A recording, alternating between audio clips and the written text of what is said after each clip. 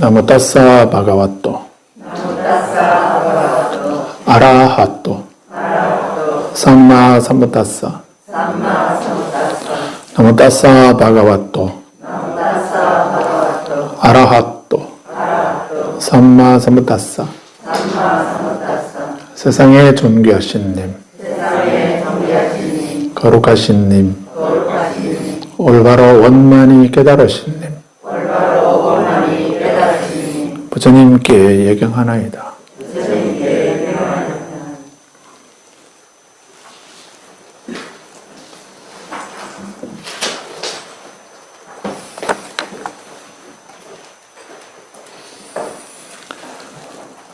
네, 오늘은 우리 교재 183페이지 보겠습니다. 183.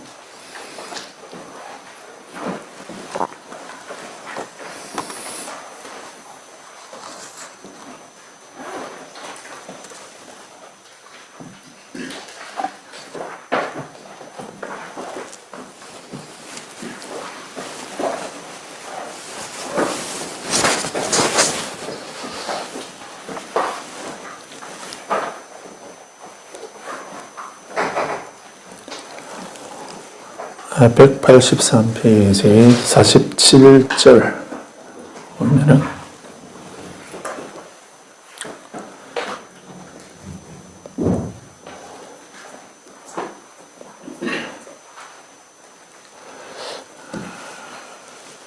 그래서 오늘은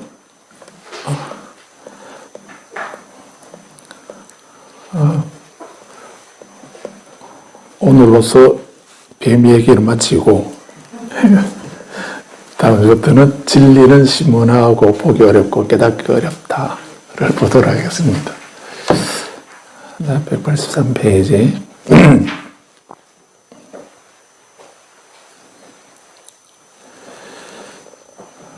같이 보겠습니다. 수행성들이여 이와 같이 설하고 이와 같이 말하는 나를 두고 수행자나 성직자들은 진실 없이 공허하고 허망하게 거짓으로 중상하여 수행자 곧다마는 허무주의자이다. 살아있는 무살맥에 단멸과 파멸과 허물을 가르친다라고 말한다. 그러나 수행자나 성직자들이 진실 없이 공허하고 허망하게 거짓으로 중상하여 수행자 곧다마는 허무주의자이다. 살아있는 무살맥에 단멸과 파멸과 허물을 가르친다라고 말하는데 나는 그와 같이 살아는 자, 그와 같이 말하는 자가 아니다. 나는 예나 지금이나 괴로움과 괴로움의 소멸에 대해 가르친다 라고 했습니다. 아주 중요한 구절인데 사람들이 부처님께서 하시는 말씀을 듣고서 나를 두고 부처님 보고 어떤 수행자 그 초유경전에서 수행자라고 이렇게 하는 것은 부처님 제자들이 아니고 일반 그 출가자들, 외도 출가자들을 말합니다. 그 부처님 제자 수행자를 말할 때는 그 성전협회에서는 수행성이라고 번역하고 있습니다. 비구들 수행성 이렇게 하게 되면 부처님 제자 출가자들을 말하고 그냥 수행자 이렇게 하게 되면 그 일반 사문들을 가리키는 겁니다. 외도 사문들, 외도 출가자들, 불교 아닌 불교 이외의 다른 종교의 출가자들을 수행자 이렇게 하는 겁니다. 그래서 이렇게 수행자, 수행성, 수행자들은 가장 기본적인 특징은 그 기도를 하지 않는다는 겁니다. 신에게 제사를 지내거나 기도를 빌지 않는, 빌 대상이 없으니까 빌지 않는, 기도를 하지 않는, 그래서 수행을 하고 고행을 하는 겁니다. 고행을 하고 수행을 하는 겁니다. 왜냐하면 우리에게 있는 모든 일들이 내가 지은 업 때문에 생긴 것이기 때문에 내가 고쳐야 되고 내가 바꿔야 되고 그렇게 해야 되는 거지, 이 문제를 해결해 줄 수 있는 그런 어떤 특정한 초월적인 어떤 그런 분이 따로 계시는 것이 아니다라고 생각하는 사람들이 출가자들입니다. 그렇게 생각하는 사람들은 누가 어떻게 누구 때문에 생겼고 누가 해결해 주겠지라고 생각하게 되면 그분에게 해결해 달라고 빌고 기도를 해야 되겠죠. 그런데 그 원인이 그게 아니라고 한다면은 굳이 그분들 때문에 생겼거나 그분들이 해결하는 것이 아닌데 그분에게 이 문제를 좀 해결해 주시죠 라고 이렇게 말할 필요 없지 않습니까? 그래서 여기서 사문 수행자나 성직자라고 이렇게 말한 거는 큰 차이가 있는 것입니다. 그 성직자는 이제 성스러운 직업을 가진 사람 이런 말인데 사제자를 말합니다. 그래서 제사를 지내고 기도하고 제사 지내는 그런 사람들을 이제 성직자라고 이렇게 번역을 하고 있습니다. 사제자, 제사를 지내는 사람들, 제관들, 제사를 지내는 사람 이런 의미가 강합니다. 우리도 이력서 낼 일이 있어서 쓰게 되면 이력서 안에 뭐라고 해야 되는가? 우리도 가끔 성직자라고 쓰기도 하는데 사실은 우리는 성직자 아니죠. 우리는 수행자지 성직자가 아닙니다. 불교는. 그런데 넓은 의미로 보면은 종교인이다 하는 종교인이다라고 하는 이런 의미로서 성직자 이렇게 한다면 그렇게 쓸 수도 있기도 한데 엄밀한 의미에서는 성직자는 기도하고 제사 지내는 그런 사제자들을 말합니다. 그래서 신부님들이나 목사님들이나 또 우리 전통적으로 우리 민속에 있는 무당들이나 이런 분들은 다 성직자라고 할 수 있습니다. 무당 보고 성직자라고 하면 누가 또 얼굴 붉게 살고 있을지 모르는데 왜 그렇죠? 무당도 신에게 우리에게 맺혀 있는 한도 풀어주는 회원도 하고요.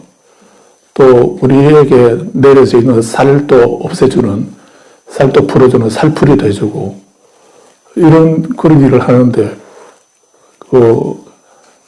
왜 그분들이 성직자가 아닙니까? 성직자잖아요. 우리는 잘못된 생각으로 미신이다라고 미개하다라고 이렇게 그런 교육을 받아와가지고 뭔 소리 하는 거지? 그래서 아무튼 우리는 전통적으로 우리가 가지고 있는 샤머니즘적인 그런 전통을 우리는 가지고 있죠. 그래서 그런 무들은 왕이었습니다. 왕이기도 했고요. 그래서 신에게 천손이라고 하잖아요. 신의 아들이라고 이렇게도 했고 이게 좀 빗나가는데 아무튼 성직자는 우리 무속인들도 성직자라고 이렇게 해야 됩니다.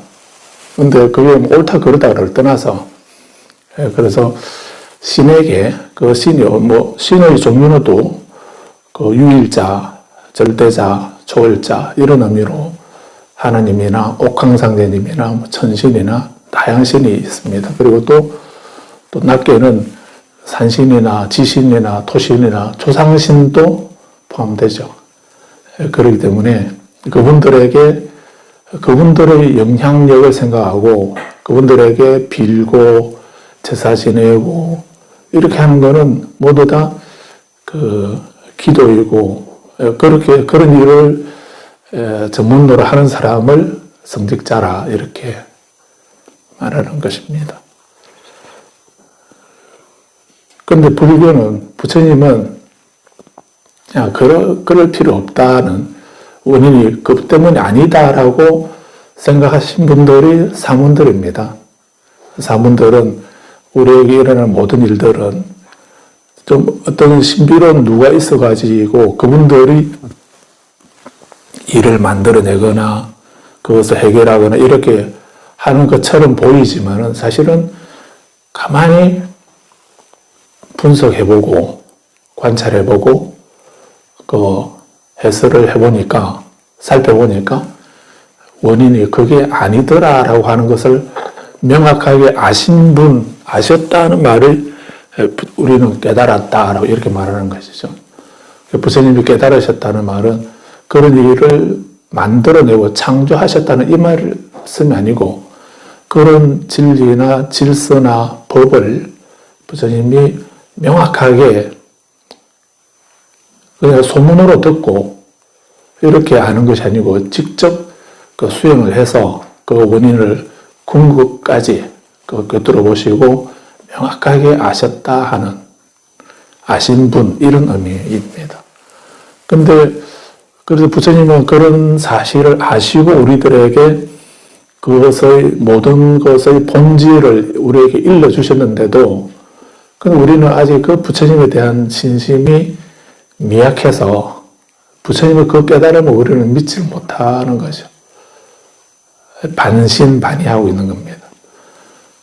그래서 부처님이 무상이라든가 고라든가 무아라든가 연기라든가 무자성이나 공성이나 또 육바람일, 팔정도, 사서법 이런 말씀을 하셔도 그냥 그걸 우리는 사선적으로만 이해하고 있고 기억하고 있을 뿐이지 실제로 그 말씀대로 우리가 그렇게 생각하면서 그 말씀의 기준에 따라서 말하거나 행동하거나 생각하거나 생활하는 그렇게 할 자신이 없지요.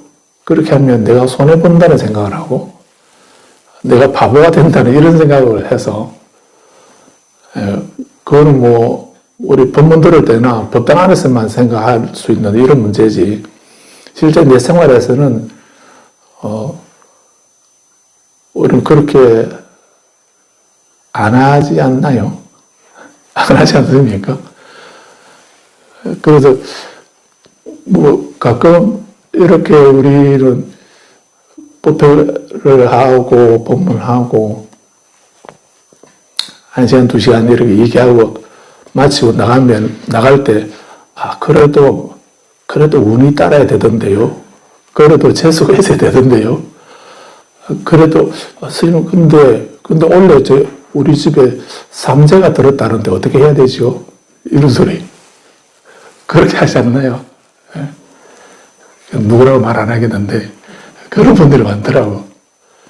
그래서 그거는 우리 부처님이 하시는 말씀을 못 믿기 때문에 그렇습니다. 아직 그냥 뭐 지식으로는 들어서 본 게 있고 들은 게 있어서 그렇다 하는 이런 말씀은 이제 들어서 아시는데 그 아는 것하고 실제로 내 몸으로 체득이란 말을 하죠.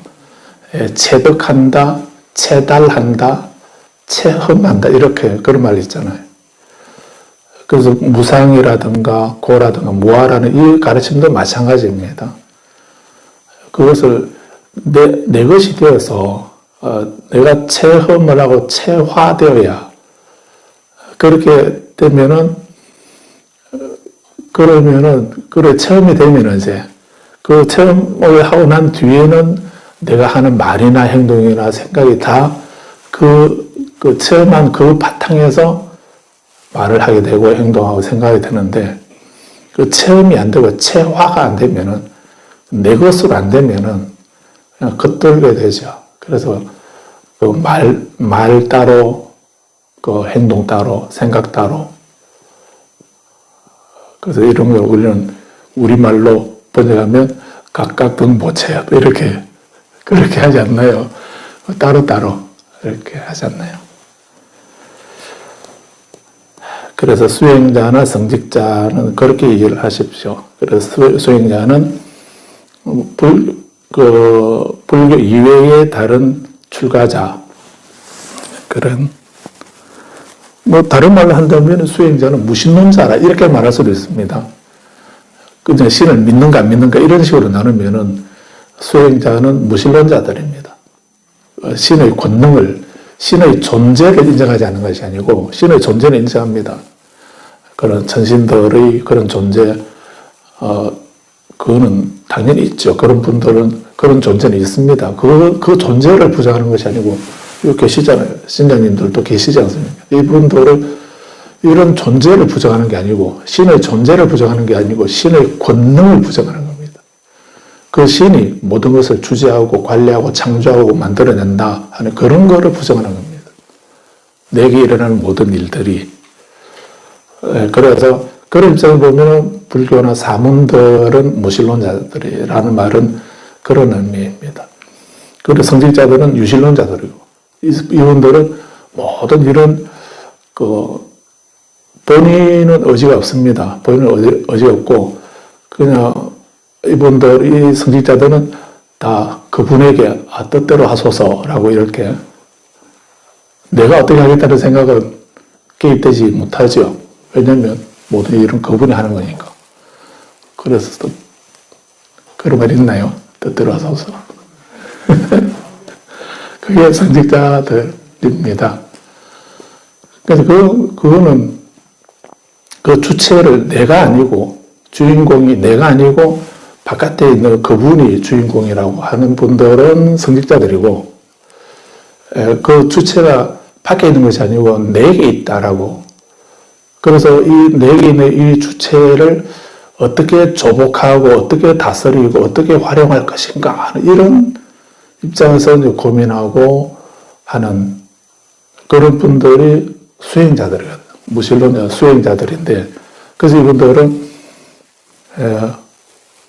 그래서 우리는 죄가 많다는 이런 생각이 강하기 때문에 이 두터운 죄의 수급의 그 껍질, 그거를 어떻게 깨고 거기서 벗어날 수 있을 것인가 하는 그 업의 껍질을 깨기 위해서는 난행고행을 해야 된다라고 이렇게 생각하는 쪽이 자연화교나 일반 외도들이고,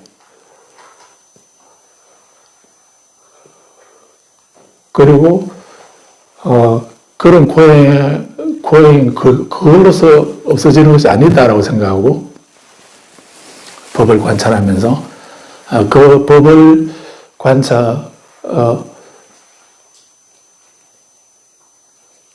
화엄경의 약인용료지 3세 일체불 음관 약인용료지 3세 일체불, 그 다음에 음관법계성이라고 말씀하십니다. 음관법계성, 법계의 성품을 만약에 약인용료지 3세 일체불, 만약에 3세 모든 부처님을 알고자 한다면 약인용료지, 한번 따라해 보실래요? 약인욕요지 3세 일체불 응관법계성 일체유심조. 네, 다 아시는 내용인데요. 약인, 만약 어떤 사람이 하고자 한다, 요지, 분명하게 알고자 한다. 알고자 하는, 뭘 알고자 하는가? 3세 일체불, 3세 과거, 현재, 미래의 모든 부처님을 알고자 한다면, 이 말이죠. 만약에 어떤 사람이 3세 일체 부처님을 알고자 한다면, 그런 의미죠. 음관법계성, 그러면 그렇게 한다면은 어떻게 해야 되는가? 마땅히 관찰해라. 마땅히 보라. 마땅히 관찰해봐라. 무엇을? 법계의 성품을. 법계라고 하는 법계의 본질. 법계라고 하는, 이 법계는 우주를 말하기도 하고요. 진리의 세계를 말하기도 하고, 모든 것을 말하는, 모든 것의 법계, 모든 것의 그 본성을, 그 성품을, 본질을 한번 살펴봐라. 모든 것의 본질을 살펴보면은 그 모든 것은, 일체는 오직 마음으로 지은 것이다. 이 법계의 성품을 가만히 살펴보게 되면은 그 어떤 것도 다 내 마음이 내 마음이 모든 그것을 지은 것이라는 얘기입니다. 좋은 일이든 나쁜 일이든 크고 작은 내게 일어나는 모든 일들.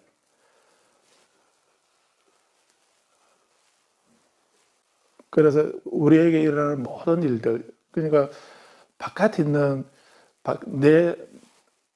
내 온 안에 있는 문제, 온 안에서 일어나는 세계, 그걸 말하는, 온 안에서 일어나는 그 세계를 말하는 겁니다.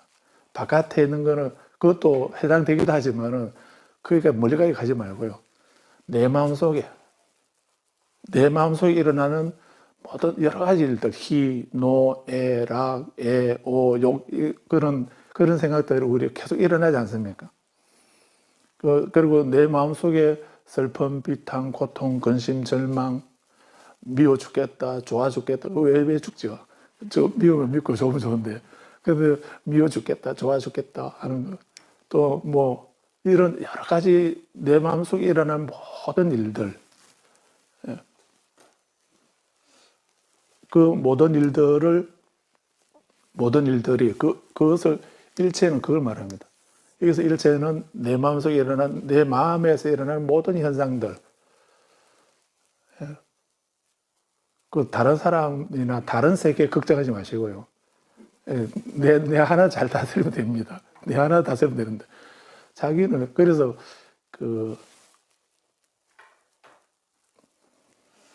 이 보살 행론에서 산티데바 보살이 그런 얘기 하시죠. 자기 마음에 있는 번뇌도 끊지 못했으면서 자기 마음속에 있는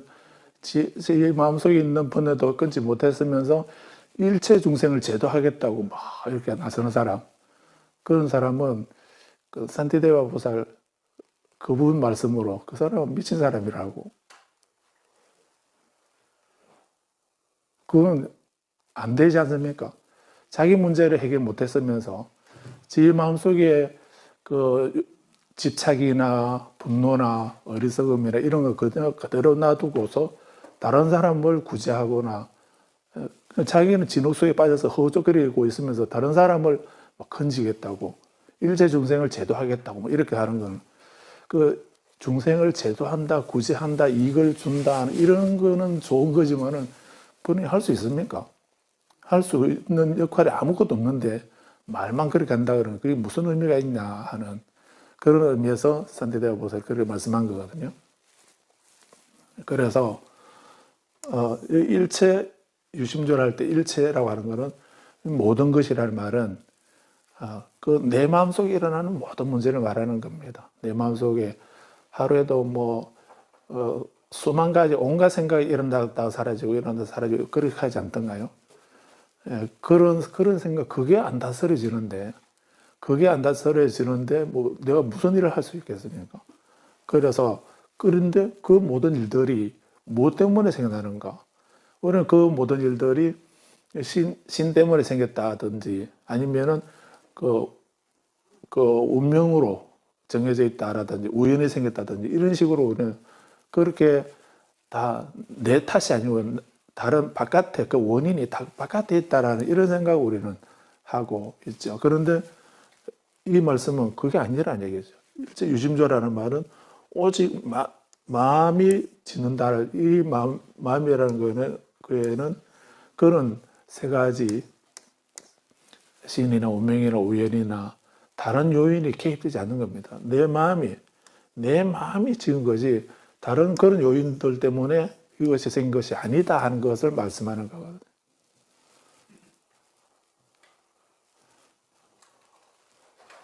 그래서 요즘은 잘 안 보이던데 옛날에 보니까 차 뒤에 보면 스티커에 내 탓이로소이다 이렇게 그거 붙이고 다니는데요. 볼 때마다 기분 나쁘던데. 그래서 그 앞차를 들이받으면 내 탓이요. 내 탓이요. 그 사람 탓이. 그 사람 탓은 아니죠. 아니라는 그런 말이죠. 그 읽어보는 그 사람 탓 아닌가요? 내 탓이로소이다.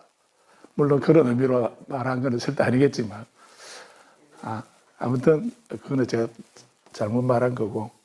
그래서 모든 것이 원인이 내게 있다는 이것을 유심조라고 이렇게 말씀한 겁니다. 오직 마음이 내 마음이셨다는 이 말은 이 마음이라는 것에는 내 마음 이외에 내게 일어나는 모든 문제들은 그 내 마음 이외에는 그 어떤 것도 개입되지 않는다는 그런 의미입니다.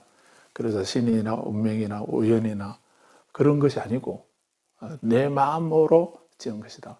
좋은 생각이 기쁜 생각이 일어나면 내 마음이 기뻐서 그런 일들이 일어나게 되는 거고 또 슬픈 생각이 들면은 내 마음이 슬퍼서 그렇게 슬픈 비탄 고통을 그런 고통을 겪는 거지 다른 누구가 나를 미워하거나 저주하거나 이렇게 해서 그런 불행한 일이 생긴 것이 아니다는 이런 것을 일체 유심조다라고 이렇게 말씀한 것입니다.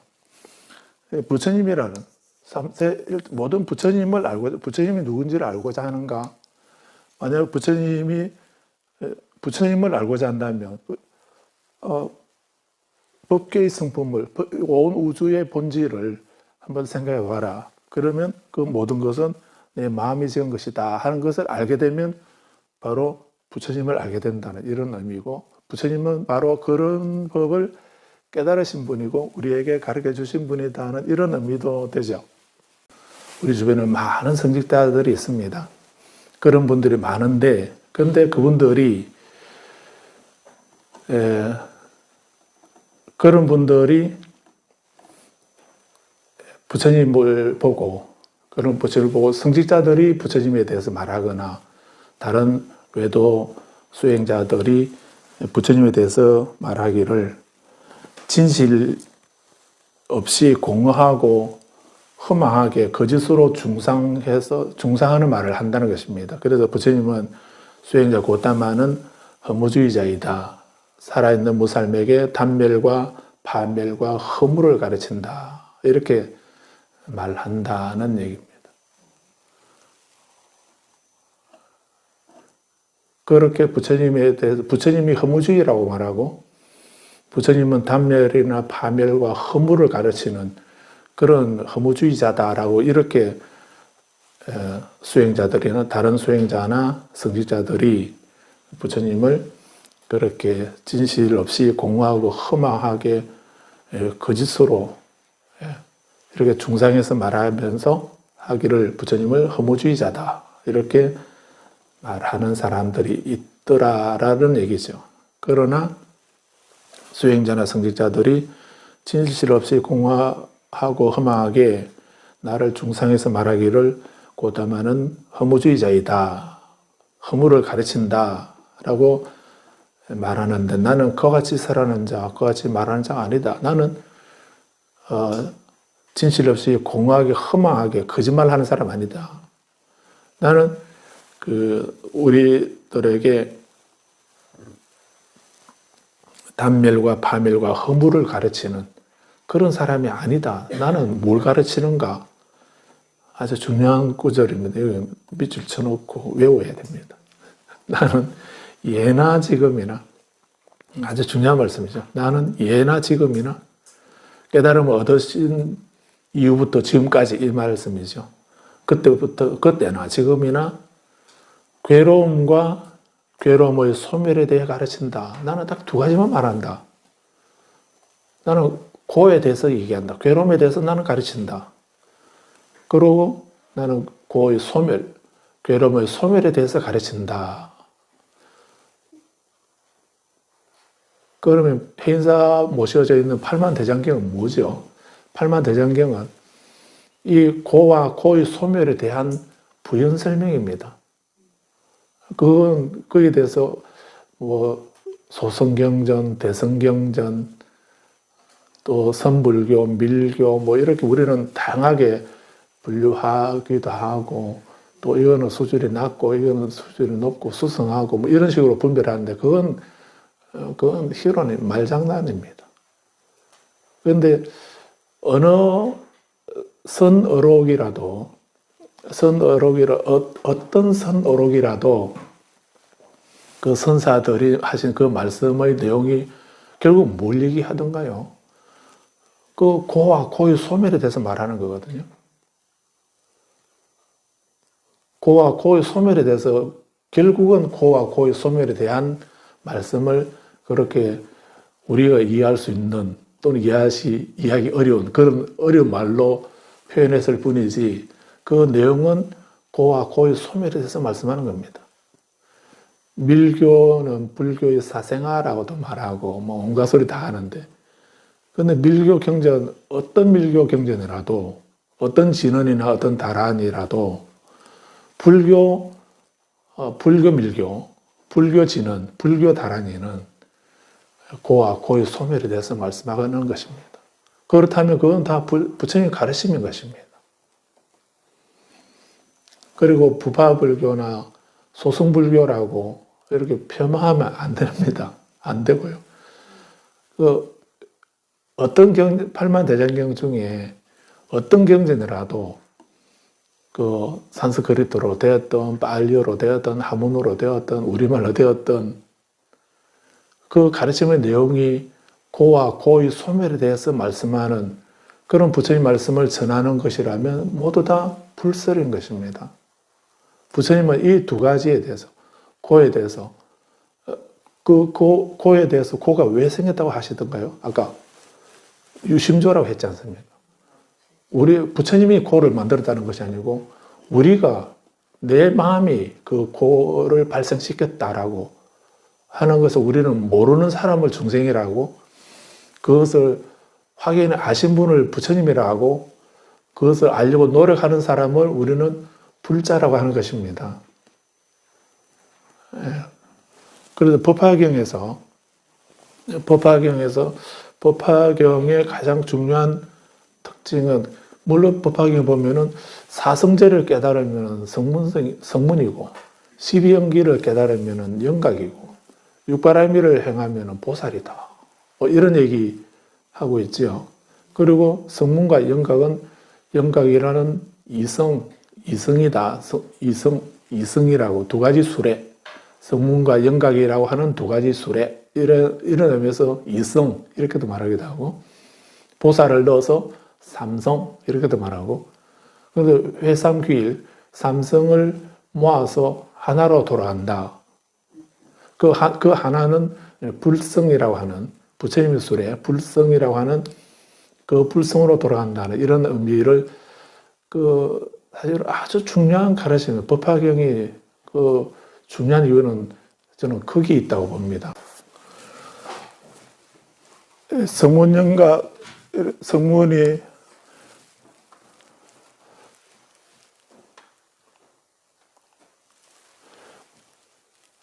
양이 끄는 수레, 사슴이 끄는 수레, 소가 끄는 수레, 배구거 흰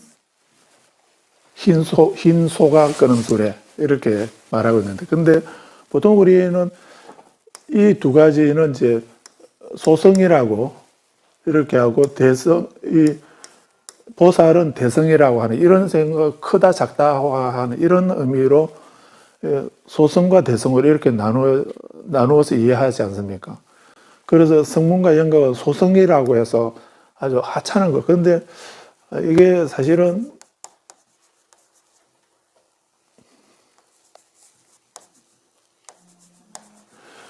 희나라고 하는 이 말이 이제 그 원어가 소성이라는 말의 원어는 희나라는 말이고 그 대성이라는 말은 마하라고 이렇게 크다는 이런 의미로 하잖아요.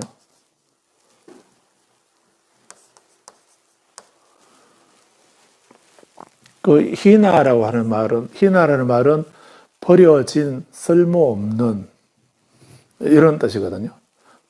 작다는 의미가 버려진 쓸모없는 이런 의미고 이 야나라는 말은 수레라는 뜻인데 가르침이라는 의미고 수레라는 의미인데 그래서 그러면 이 수레라고 하면은 희나 야나는 쓸모없는 수레 이 말이니까 폐차된 고장난 수레 이런 의미죠. 그런 의미이기 때문에 이건 희나 야나는 안 좋은 거죠. 자전거라도 굴러갈 때는 굴러가면은 우리를 좀 편안하게, 빠르게, 편안하게 목적지에 도달하게 이렇게 해주지만은, 그런데 그 고장나게 되면은 이제 자전거를 타고 가야 됩니까? 모시고 가야 됩니까? 아무리 그런 좋은 자전거라도 희나 자전거는 메이커가 희나면은 우리는 그거는 타고 가는 게 아니고 짐이죠. 끌고 다녀야 되고 모시고 다녀야 되는 이런 거잖아요.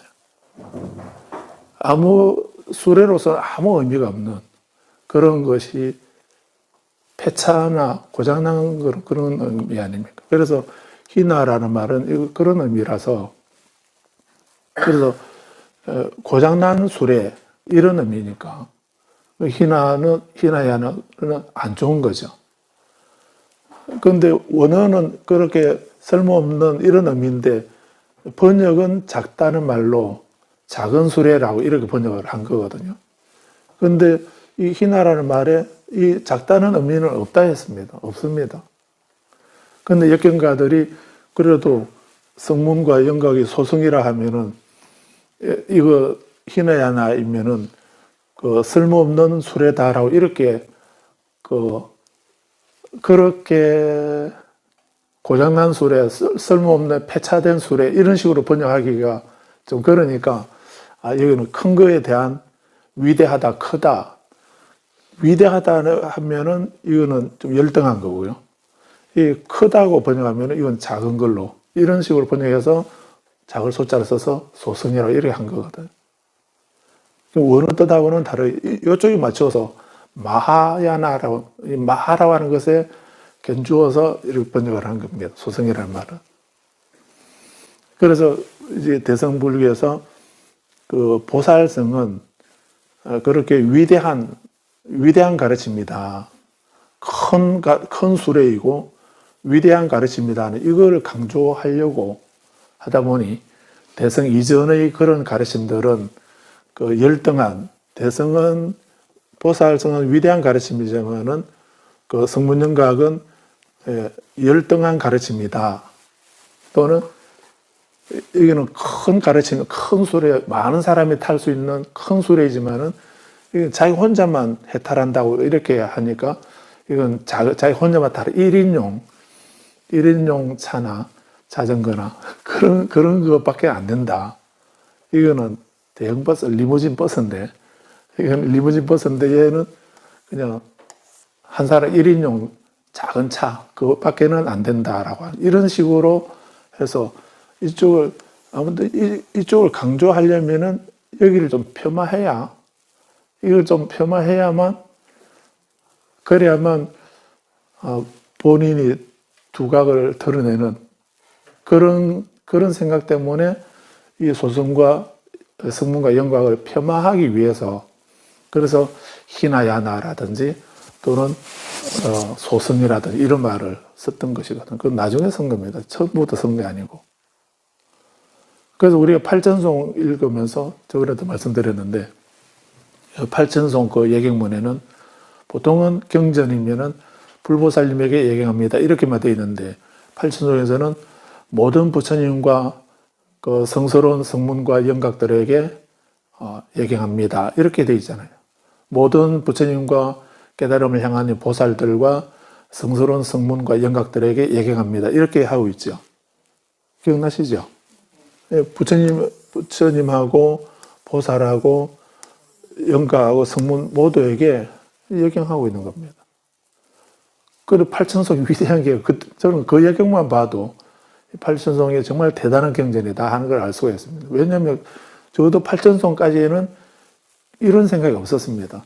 성문, 영각, 보살은 있어도 이거 성문과 영각은 열등하다, 소성이다, 보살만 대성이다. 그래서 성문, 영각은 외도나 악인과 같다. 이런 생각 안 했던 겁니다. 팔천송까지는. 그런데 그 이후에 이 대성의 대성지상주의자들이 그 대성의 우수함을 강조하려고 계속 이렇게 성문, 영각을 좀 낮은 말로 폄하하는, 울산말로 까는 그런 말을 계속 한 거죠. 그런데 법화경은 또 안 그러거든요.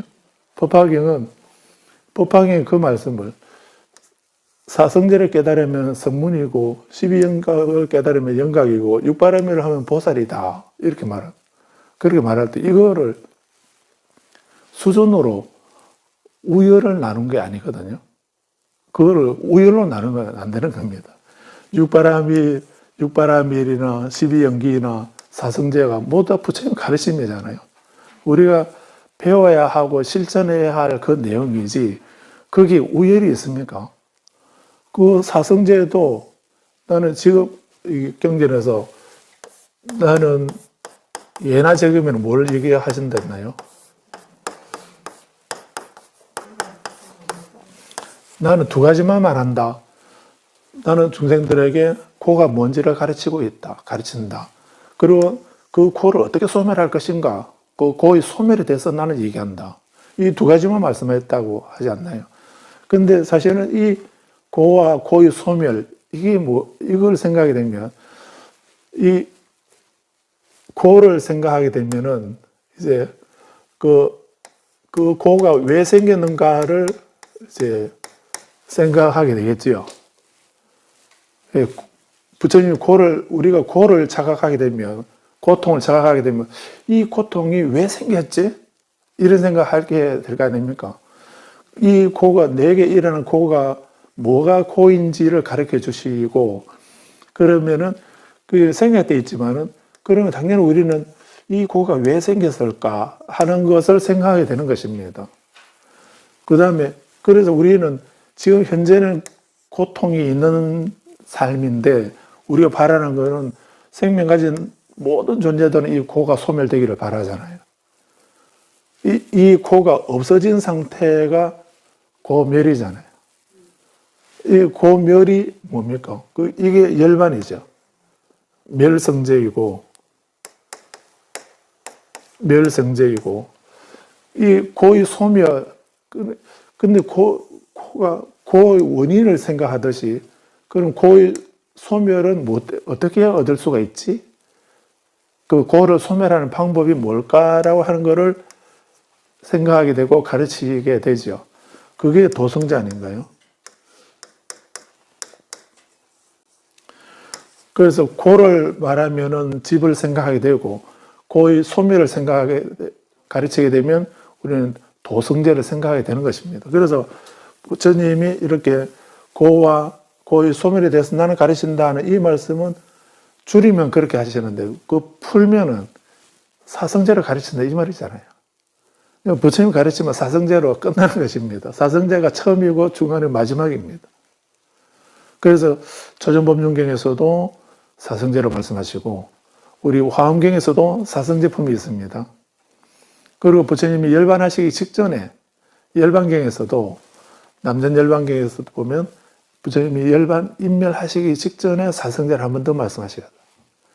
그걸 보면은 부처님의 깨달음을 얻으시고 난 뒤에 일생 동안 법을 설하시면서 마지막에 처음 설하신 법문이 사성제고, 가르치신 것이 사성제에 대해서 부연 설명하신 거고, 그리고 마지막 열반 드실 때도 한 번 더 그 가르침 내용을 요약해서 사성제를 한 번 더 말씀하시고 열반하셨다는 이런 의미이기 때문에, 이 사성제는 수준으로 말하는 게 아니고 이 불교의 가장 근본적인 궁극적인 내용입니다.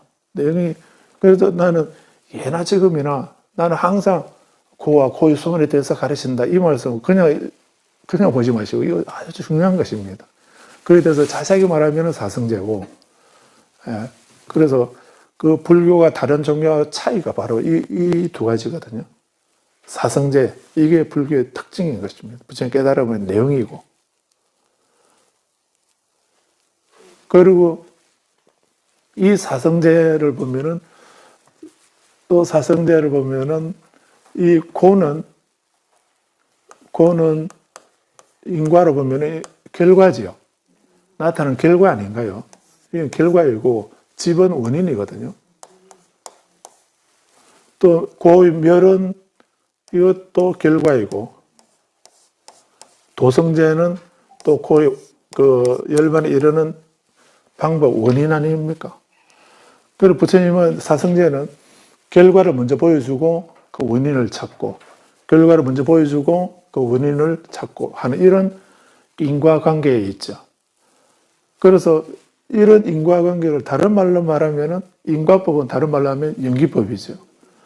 그 12연기를 깨달으면 연각이라 이래 할 때, 연각이 깨달은 그 연기, 인연 속이, 그 연기의 가르침, 이게 사성제의 설명이잖아요. 사성의 설명이고 내용이고, 부처님 깨달으신 내용이 그 근본은 연기법이고, 그것을 체계적으로 인과의 그런 과정으로 도식화해서 보여주신 것이 사성제고, 이런 연기의 가르침을, 연기의 깨달음이나 이 지혜를 바탕으로 이제 보시를 어떻게 할 것인가, 어떻게 베푸는 삶을 살 것인가, 어떻게 윤리 도덕적인 청정한 삶을 살 것인가, 지게 어떻게 그 참고 견디는 인욕을 할 것인가. 불평불만을 가지고 있으면 아무 일도 하지 못하지 않습니까?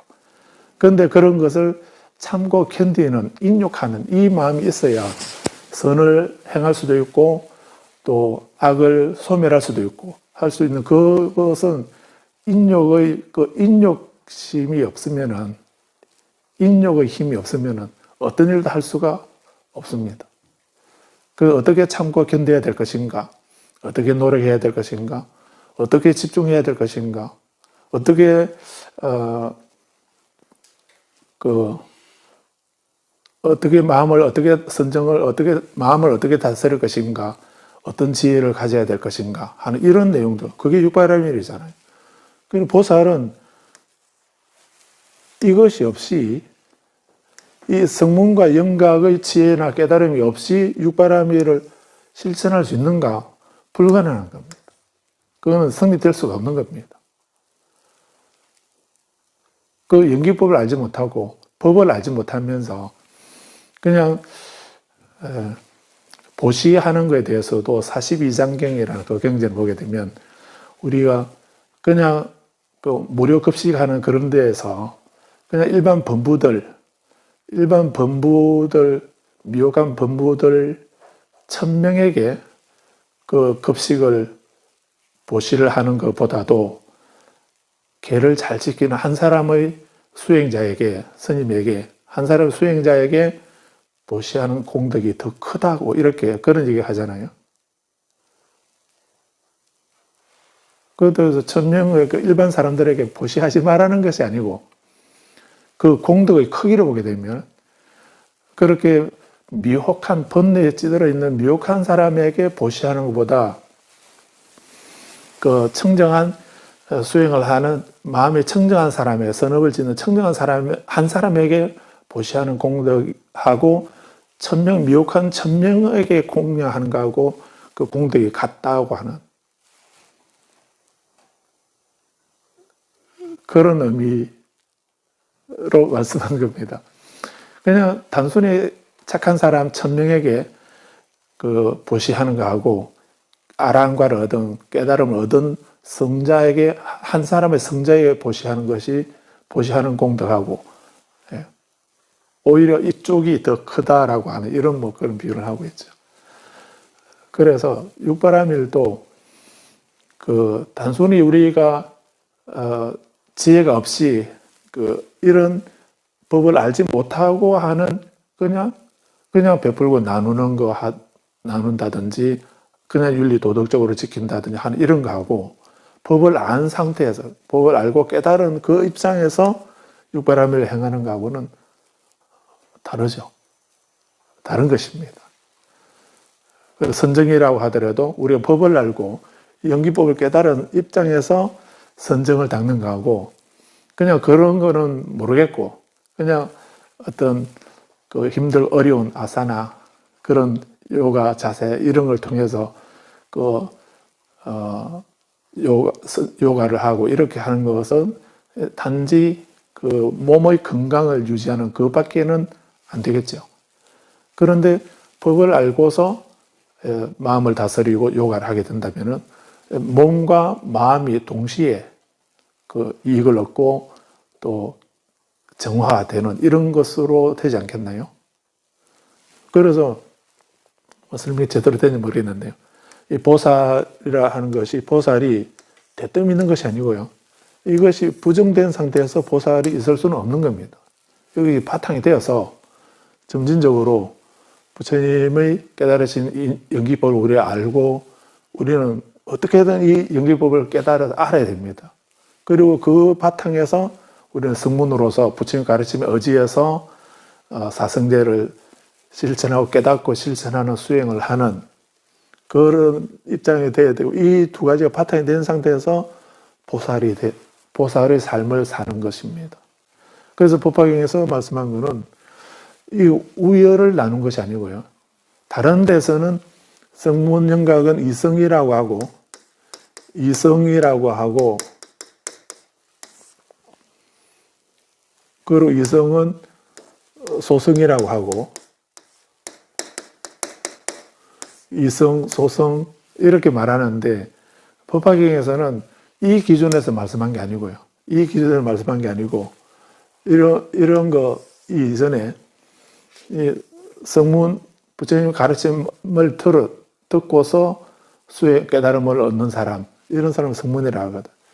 그래서 사성제를 공부하고 또 연기법을 아는 사람 또 육바라밀을 실천하는 사람 이렇게 우열을 나눈 것이 아니고 이런 모두 다가 이 성문과 영각과 보살 모두 다가 부처님의 수레다라고 하는 부처님 수레에는 자세하게 나누면 세 가지가 있다.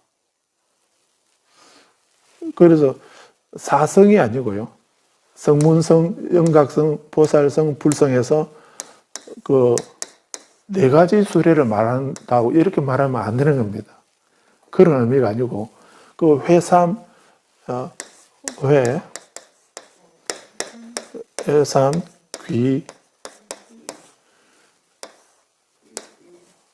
귀일을 할 때 세 가지를 모아서 하나로 돌아간다라고 이렇게 할 때 그럴 때 우리는 이렇게 이게 이제 회삼기라고 하는 것이 법화경의 아주 중요한 사상인데 이 세 가지를 모아서 이 말은 이 세 가지 다가 하나의 불성이다. 불성 속에 이 세 가지 다가 불성에 포함된다는 이런 의미로 이해하셔야 됩니다. 그래서 이 성문성이 있고 영각성, 보살성, 불성이 있는데 이 중에서 가장 어떤 미 불성이라 하더라. 이렇게 이해하면 안 된다는 얘기입니다.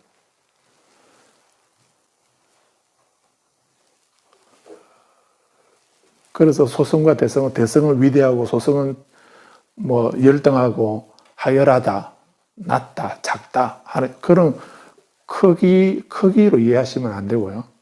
우열로 이해하셔도 안 된다는 겁니다. 그래서 우리는 어떤 사람은 사성제만 가지고도 자기 마음을 다 다스리고 깨달음 얻는 청정한 삶을 사는 사람도 있고 어떤 사람은 12연기법이나 연기법만 공부하고도 청정한 삶을 사는 사람이 있고 또 어떤 사람은 그 보살 육바라밀을 실천하면서 그 고귀한 삶을 사는 사람들도 있고 또 이 고귀한 삶 우리는 이런 보살이 되는 거 불자가 되고 보살이 된다고 하는 이런 것이 우리에게 필요한 지금 시대에 필요한 것이 바로 보살입니다.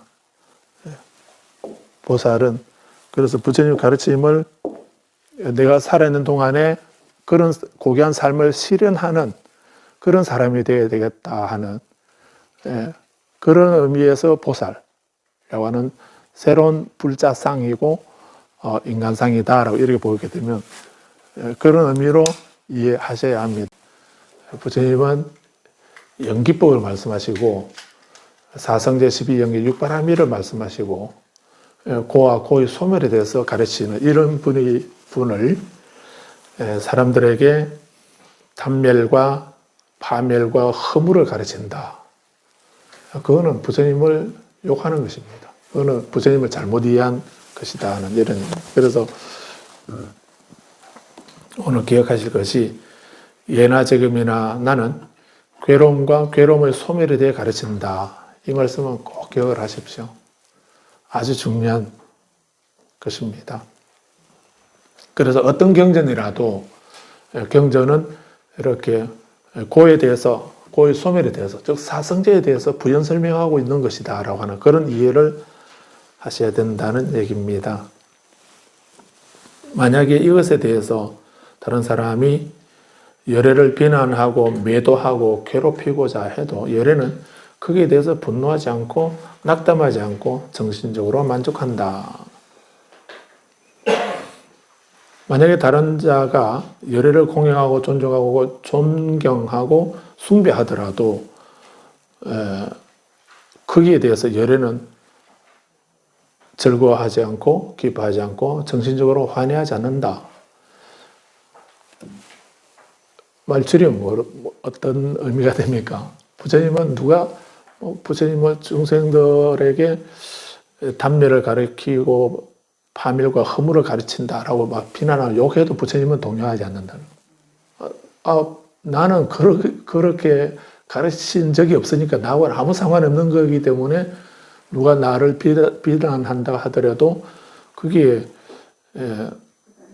낙담하거나 분노하거나 뭐 정신적으로 만족하지 않거나 뭐 불평불만하거나 이렇게 우리가 그렇게 누가 뭐라 할 때 우리가 낙담하고 분노하고 정신적으로 만족하지 않고 막 이렇게 불평불만하고 따지고 이렇게 하는 거는 왜 그렇습니까? 본인이 안 그랬으면 본인하고 전혀 상관없는 얘기를 하는데 뭐 때문에 그게 그 소리 듣고 낙담하고 불평하고 그래 합니까? 안 그런가요? 근데 본인이 했으면 본인이 한 거에 대해서 그렇게 본인이 파멸과 허무와 담멸을 가르치고 있기 때문에 너 왜 그렇게 그런 거 가르치냐 이렇게 말할 때 내가 그렇게 가르치고 있는데 사람들이 고다마는 담멸과 파멸과 허무를 가르친다라고 이렇게 말하게 되면 그건 비방하는 겁니까? 사실을 바로 얘기한 겁니까? 사실을 바로 얘기했는데 왜 화내죠? 왜 낙담하죠? 본인이 그렇게 하고 있는데 아닌가요? 불자님이 누구 어떤 다른 사람에게 A라는 사람이 B라는 사람에게 뭐라고 하더라라고 이렇게 말을 해서 어떤 다른 사람이 이 사람은 A라는 사람이 B라는 사람에게 늘 그런 말을 하는 사람이다라고 이렇게 말을 하는 소리가 내가 A라고 할 때 그런 소리 듣게 되면 그렇게 내가 그 말을 안 했는데 그 말을 했다라고 이렇게 말하게 되면 내가 그 말을 안 했기 때문에 그렇게 사람이 그런 말을 나에게 나는 그런 말을 하는 사람이다라고 사람들에게 말하든지 말든지 그건 나하고 상관없는 문제 아닌가요? 그런데 왜 낙담하고 그런 소리 한다고 해서 낙담하고 뭐 절망하고 이렇게 하나요? 그거는 자기 자신에 대한 확신이 없기 때문에 아닌가요? 근데 본인이 그걸 했는데 그렇게 말을 하게 되면 또 왜 그게 욕이 되고 악담이 됩니까? 본인은 그걸 했는데 그렇게 한 사실을 지적해 주는 거예요. 그랬는가? 그러면서 그게 안 좋은 거라면 개선하고 고치고 이렇게 하면 되는 일이지. 왜 그렇게 본인이 그래 해놓고도 그래 했다고 지적하는 거에 대해서 왜 화내고 낙담하고 절망하죠? 말이 너무 꼬입니까? 그 말씀 이해는 하시겠죠? 제가 좀 말을 둘러서 말씀을 드리긴 해도 또 내가 다른 사람이 부처님에게 막 이렇게 칭찬하게 되면 열애를 공경하고 존경하고 존경하고 숭배하게 되면 우리는 기가 야려서 누가 한 사람이라도 조금이라도 나를 존중하고 존경하고 칭찬하고 하게 되면 있는 거 없는 거 다 내주죠. 그래서 깜빡 넘어가 버리기도 하고 이렇게 하는데 근데 부처님은 그렇게 안 하신다는 겁니다.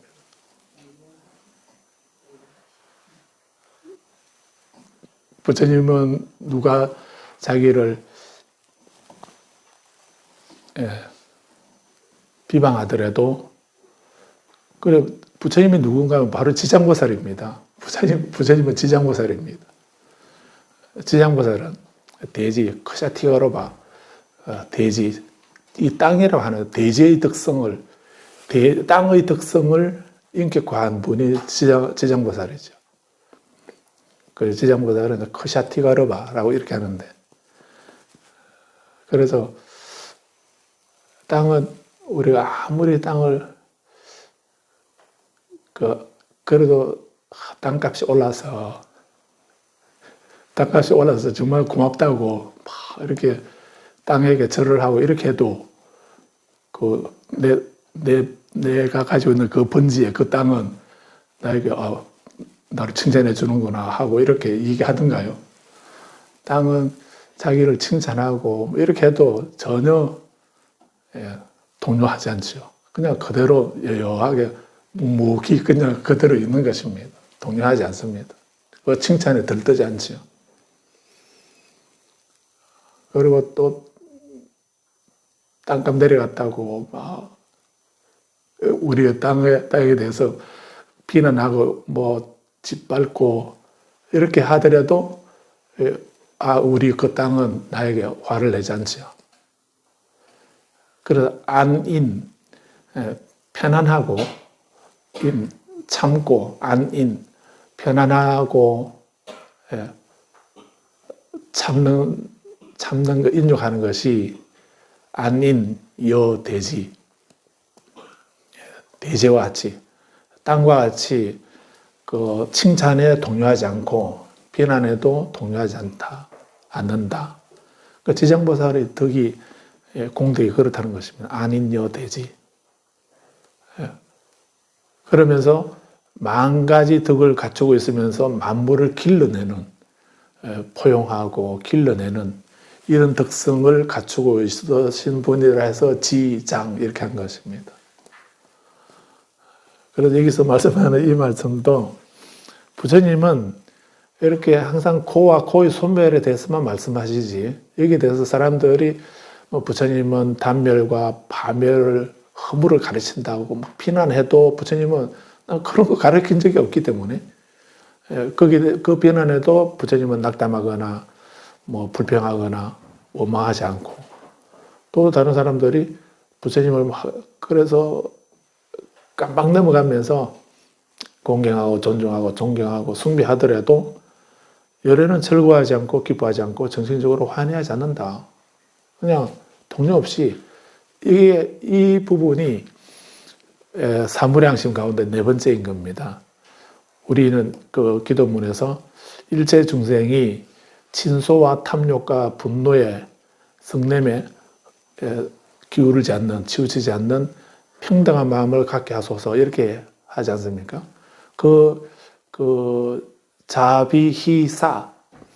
자비희사에서 자애와 자애, 연민, 기쁨, 평정이라고 하는 버린다는 이 말이 버릴 사자인데 버린다는 말이 기울지 않는 중립적인 또는 평등심, 평정심 그걸 말하는 겁니다. 자비희사에서 사무량심의 네 번째 사라고 하는 거는. 그래서 부처님은 그런 평등의 마음을 갖고 있기 때문에 그래서 누가 칭찬해도 동요되지 않고 또 비난해도 낙담하거나 동요되지 않는다 하는 그러시면서 항상 평정을 유지하고 계신다는 이런 얘기입니다. 왜 그러냐면 만약 다른 자가 열애를 공경하고 존경하고 숭배하면 거기에 대해서 열애는 그들이 일찍이 충분히 알았기 때문에 이 같은 일을 하는 것이다 라고 이렇게 그 사람들이 저 사람이 나를 칭찬한다 이렇게 하면 왜 칭찬하는가? 그 사람이 부처님이 가르치시는 이 법의 내용을 알기 때문에 칭찬하는 것이기 때문에 그 칭찬의 말에 내가 끄달려서 그 사람에게 대해서 내가 같이 들떠서 기뻐하고 환희하고 즐거워하고 이렇게 그렇게 편중된 마음을 동요하는 그런 마음을 갖지 않으신다는 이런 의미이죠.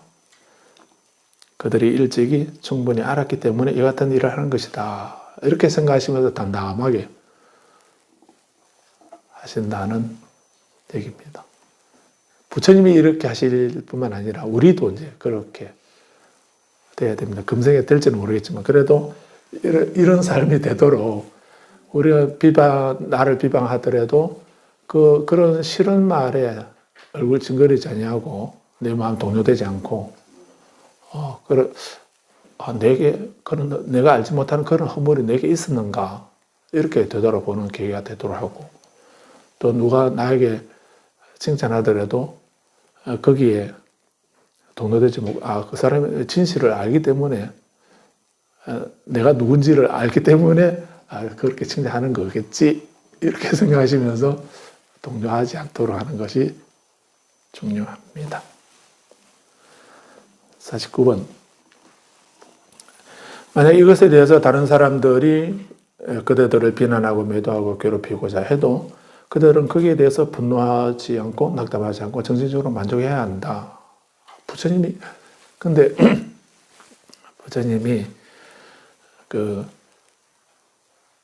부처님은 안 그러시면서 우리들에게만 말씀만 이렇게 하라고 시키고 이렇게 하게 되면 우리가 거기에 대해서 순응하기가 힘들겠죠. 그래서 법화경이나 다른 조기경전에서도 그렇게 그 말씀을 반복하고 있으신데 부처님은 항상 시교리히 하신다고 이렇게 했지 않습니까? 먼저 모범을 보여주신다.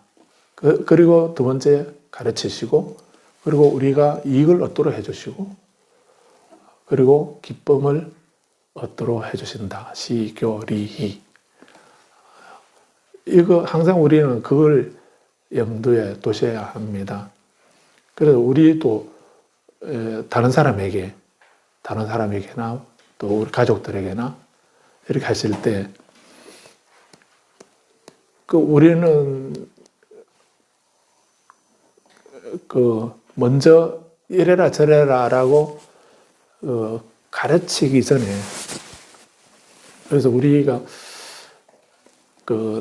사실은 되게 어려운 것이 가족들에게 전법하는 것이 어렵다고 이렇게 얘기하시던데 우리 가족들에게 불심을 심어주는 거 그게 가장 어려운 숙제죠. 그 친구나 주변 다른 사람들에게 나 얼마든지 전법을 하고 포교를 하겠는데 우리 가족들에게는 못하겠다고 그런 생각이 드시죠.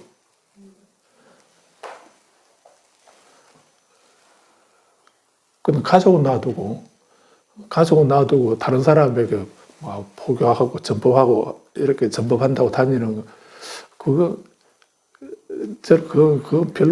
별로지 싶습니다. 다른 사람에게 전법 안 해도 제일 먼저 가족들에게 먼저 전법을 하셔야 되는 게 아닌가? 다른 사람들이 얘기하면은 저를 법회에 있다고 가자 하면은 잘 따라오던가요? 그래 한두 번 가자 해보고 안 간다 하면은 그냥 싫으면 그만둬라 하고 이렇게 포기해버리지 않습니까?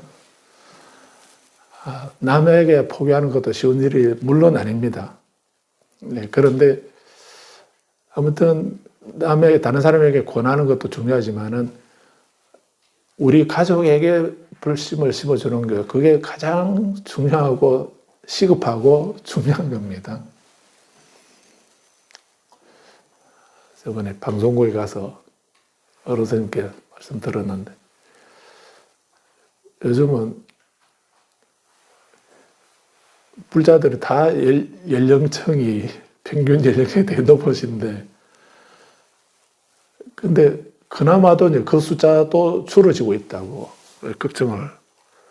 대걱정을 하시던데 그래서 왜 줄어지는가 하고 이렇게 물어보니까 그전에 그 연세 드신 분들이 그나마도 이제 가신 분도 계시고 아직 안 가셨는데도 안 오시는 그런 분들에게 왜 안 나오시냐고 이렇게 알아보니까 자녀들이 가지 말라고 한다고. 자녀들이 가지 말라고. 그나마도 그 연세 드신 분들이 법당을 찾아오기도 하셨는데, 이제 자녀들이, 부모들이 저를 가는 것을 못 가게 가시도록 이렇게 도와드리는 것이 아니고, 그나마도 다니시던 거를 못 가게 이렇게 말린다고. 그래서 뭐 자녀들이 가지 마라 해서 못 간다고 이런 얘기하는 분들이 한두 명이 아니라는 얘기입니다. 그래서 많이 줄어지고 있다고 합니다.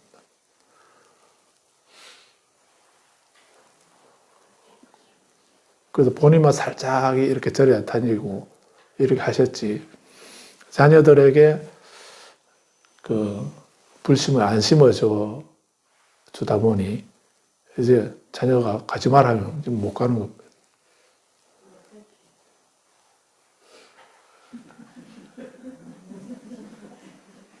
예?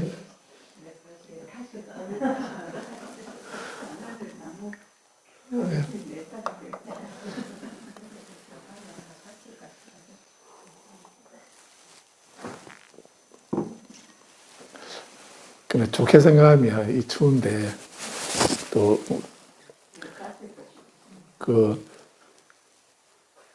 버스도 타다가 제대로 못 타고 못 내리고 길이 미끄러워서 넘어지고 이렇게 하게 되면 걱정이 돼서, 그래서 그게 걱정이 되어서 그렇게 말리는 사람은 극소수 이렇게 오고요. 근데 대부분은 가지 말라고 하는 이유가, 그러면은 본인이 불심이 있으면은 어머니를 업어서 절에서 법회 시간에 맞춰서 업어서 참자도록 해드리든지, 또 절에 안전하게 모셔드리든지 할 수 있는 방법이 얼마나 많습니까? 그런데 우리가 포기가 안 되니까 그래 가지 말라고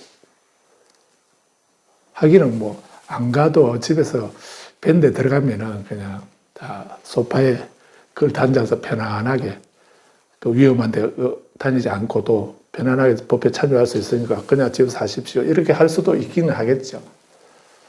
자, 그런데 아무튼 얘기가 빗나갔는데, 이 가족들에게 불심을 심어주는 거, 이건 정말 중요한 겁니다. 근데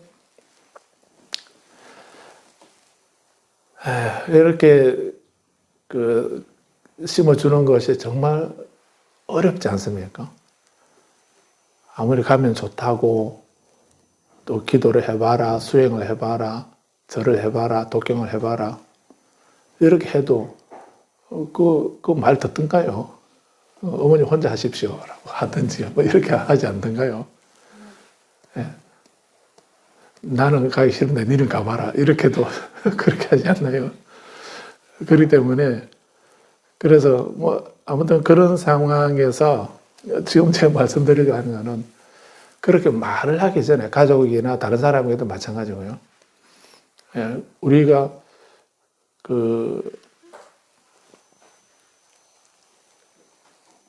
그렇게 말을 하기 전에 내 모습으로 먼저 그런 평화롭고 기쁘고 즐거운 행복한 그런 변화된 모습을 보여주는 것이 먼저라는 그 말씀을 드리고 싶어서 한 얘기입니다. 그래서 우리 어머니가 절에 안 가실 때는 사사건건 간섭하고 잔소리하고 불평하고 짜증내고 뭐 이렇게 하시더라고요. 절에 다니신 뒤부터는 얼굴에 미소가 지워지지 않으시고 늘 생글생글 웃으시고 온화하고 따뜻한 화안애어를 하시는 이런 모습을 보고서, 절이 그래서 나도 저렇게 마음을 평화를 주는 그 절에 가서 법문도 듣고 절에 다녀봐야 되겠다 하는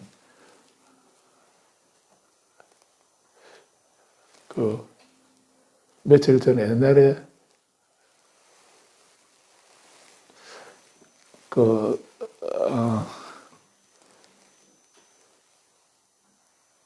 고등학교 동기가 와서 얘기를 하는데, 옛날에 그 절에 용안사에 가서 그분이 그때부터 왔었다고 그러는데, 그래, 절에 왜 왔냐고 하니까, 그때 노선이면 이제 부부가 젊은 사람이나 나이 드신 분이나 부부가 절에 오면은 처음 오거나 익숙히 오거나 이제 그 거사는 앉으라고 스님 본 앞에서 거사를 앉고 보살님에게 그 남편에게 지금 삼배 절하라고 이렇게 그게 좋아가지고요. 그 집에서 늘 대들고 이렇게 하다가 그렇게 하더니 스님 앞에 딱 가면은 딱 이제 앉으라고 그리고 그 보살님이 그 사에게 절하라고 이렇게 그 절 받는 게 그게 좋아가지고 다른 친구에게도 절에 가자고 이렇게 많이 권하기도 했다면서 그런 얘기를 하더라고요. 불교가 뭔지도 모르고 뭐 어떤 가르침이 기억에 남는다든지 하는 그런 건 없는데 근데 그게 좋아서 절에 가게 되었다고. 그래서 지금까지도 그때 그 말씀들이 늘 기억이 난다면서 그런 얘기를 하는 것 같습니다. 그래서 늘 그렇게 어쨌든 우리 모습으로 생활로 먼저 보여주는 거 이것이 가장 중요하다. 그러고 난 뒤에 이제 가르쳐야 된다고 했습니다. 그래서 시교리라는 말이 그런 의미입니다. 자, 그래서 49절에서 다른 사람 비난하고 매도하고 괴롭히고자 해도 그들은 거기에 대해서 분노하지 않고 낙담하지 않고 정신적으로 만족해야 된다. 부처님이 그렇게 하시듯이 우리들도 제자들도 그래야 된다라고 부처님이 가르치고 있는 거 우리 기억해야 합니다. 그 다음에 50절에 그대들은 그대들에게 속하지 않은 것은 버려라 라고 이렇게 또 중요한 말씀을 했습니다. 오늘 기억하셔야 될 것이 여기 괴로움과 괴로움의 소멸에 대해서 나는 가르친다 이 말씀하고 그 다음에 50절에서 수행성들이여 그대들은 그대들에게 속하지 않은 것은 버려라 하는 이 말씀 꼭 기억을 하십시오. 나에게 내 거 아닌 것, 내 것이 아닌 것은 버려라. 내게 속하지 않은 것은 버려라 하는 이 말씀을 기억하셔야 됩니다. 왜 버려야 되는가? 그대들이 그것을 버리면은 그대들에게 영원한 이익과 행복이 될 것이다. 내가 버리면은 손해가 되는 것이 아니고요. 손해가 되는 것이 아니고 내 것이 아닌 거, 내게 속하지 않는 거, 그건 내 거라고 우리가 착각하고 그것을 지키려 하고 얻으려 하고 하는 이런 걸로 우리는 세월을 다 보내고 있는데 그렇게 하지 말라는 얘기죠. 내게 속하지 않은 것을 버리게 되면 우리에게 그걸 버리는 그 사람에게 영원한 이익과 행복이 될 것이다.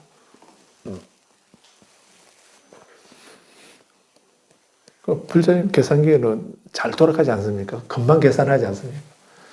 영원한 이익과 행복이 있다는 그 계산이 딱 되면은, 근데 내가 버리면은 손해가 된다, 나만 손해다 하는 이 생각하게 되면 절대 못 버리게 되는데, 근데 그 버리게 되면 영원한 이익과 행복을 얻게 된다는 그걸 알게 되면 그걸 알면서도 안 버리지는 않겠죠. 그대들에게 속하지 않은 것은 버려라. 어떤 것이 그대들에게 속하지 않은 것인가? 이게 중요합니다. 내게 속하지 않은 것이 뭐가 있는가? 어떤 것이 내게 속하지 않은 것입니까? 물질은 그건 내게 속하지 않은 것이다. 내게 속한 것, 내 것 또는 내게 속한 것, 그걸 아소라 하죠. 아소, 나의 것, 또 나에게 속한 것 이렇게 말하는데 물질은 뭐 내 몸으로 하면 내 자신으로 보면은 몸을 말하기도 하죠. 내 몸은 내 것인가? 내게 속한 건가? 그건 내게 속한다는 거는 그건 나는 어떤 것을 나라 합니까?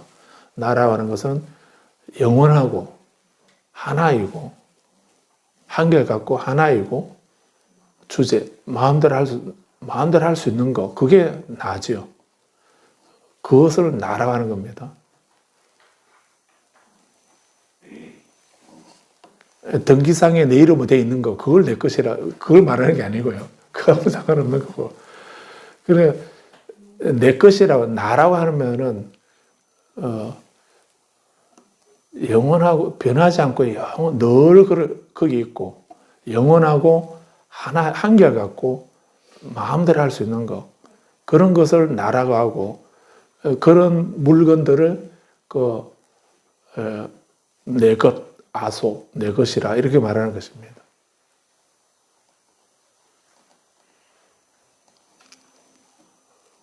그래서 내게 속한 거, 나라고 하는 거기에 속하는 거, 거기에 속하는 거하고 속하지 않는 거, 이렇게. 근데 내게 속하지 않는 것은 버려라. 그럼 당연히 내 게 아닌데 왜 가지고 있습니까? 버려야 되지. 근데 우리는 내 것이 아닌데도 내 것이라고 생각하고서 그에 집착하고 분별하지 않습니까? 거기서 번뇌가 일어나는 건데, 근데 우리는 이제 먼저 내 게 아닌 거는 먼저 내 거 아닌 것부터 버려라. 그럼 물질은 내 것인가? 물질은 내 것이 아니다. 라고 이렇게 말씀하고 있는 것입니다. 그래서 그 물질, 그건 내 것이, 내게 속한 것이 아니기 때문에 그것을 버려라. 그러면은 그들의 영원한 이익과 행복이 될 것이다. 두 번째, 느낌이 내 것인가? 그 느낌도 내 것이 내게 속한 것이 아니기 때문에, 내 것이 아니기 때문에 그것을, 느낌을 버려라. 지각하는 거, 아는 거, 지각하는 거, 그것도 내 것인가? 그것도 나에게 속한 것이 아니기 때문에 그걸 버려라. 형성, 그 다음에 다섯 번째는 의식. 의식이 그대들에게 속하지 않은 것이니 그것을 버려라. 그것을 버리면 오랫동안 이익과 행복이 될 것이다. 예를 들어서 말씀하십니다. 제따숲에 풀과 나무와 나뭇가지 잎사귀들을 어떤 사람이 가져가서 불태우거나 그것을 하고 싶은 대로 한다면 그들은 사람들이 우리를 붙잡아서 우리를 태우거나 우리를 가지고 하고 싶은 대로 한다라고 여러 가지 생각하겠냐? 그렇지 않습니다. 그것은 왜인가? 우리 자신도 제다 숲에 있는 풀이나 나무나 나뭇가지나 잎사귀나 이런 것은 우리 자신도 아니고 우리 자신에 속한 것도 아니기 때문에 비록 우리가 제다 숲에 살고 있긴 하지만 그 숲속에서 살고 있긴 하지만 그 숲에 있는 풀이나 나무나 나뭇가지나 잎사귀가 그게 내게 속한 것이 아니기 때문에 그런 이 숲속에 있는 풀이나 나무나 이런 것을 사람들이 가져가서 태우거나 이래 하더라도 우리는 거기에 대해서 따로 화를 내거나 이렇게 하지 않는다는 이런 얘기죠. 그러니까 그대들은 그대들에게 속하지 않은 것은 버려라. 그런 것처럼 그대들이 그것을 버리면 그대들에게 영원한 이익과 행복이 될 것이다. 라고 한 번 더 부연해서 말씀하셨습니다. 52절에 이와 같이 내가 쓰란 가르침은 분명하고 열려있고 확실하고 윗선이 없다. 내가 쓰란 가르침, 부처의 가르침은 분명하고 열려있고 확실하고 윗선이 없다. 아주 중요한 구절들 계속 반복해서 말씀하고 계십니다. 그래서 이 경우는 아주 중요한 것입니다. 뱀 얘기도 하고 계시기도 하고 떼목 이야기도 여기서 말씀하시기도 하고 또 부처님은 그래서 여기서 또 우리 칭찬에는 비난에 동요되지 마라 이런 말씀도 하셨고 내게 속한 것은 속하지 않은 것은 버려라 라고 하는 이런 아주 중요한 명언도 말씀하셨습니다. 그리고 내가 잘 쓰라는 가르침, 부처님 가르침은 분명하다, 열려있다, 확실하다, 윗선이 없다 이렇게 말씀하셨습니다. 그 윗선이 없는 나의 가르침 가운데 만약 수행성들이 거룩한 이로서 번뇌를 부수고 수행이 원만하고 해야 할 일을 해마치고 짐을 내려놓고 이상을 실현하고 존재의 결박을 끊고 올바른 지혜를 얻어서 해탈하면 그들에게 윤회는 시설되지 않는다.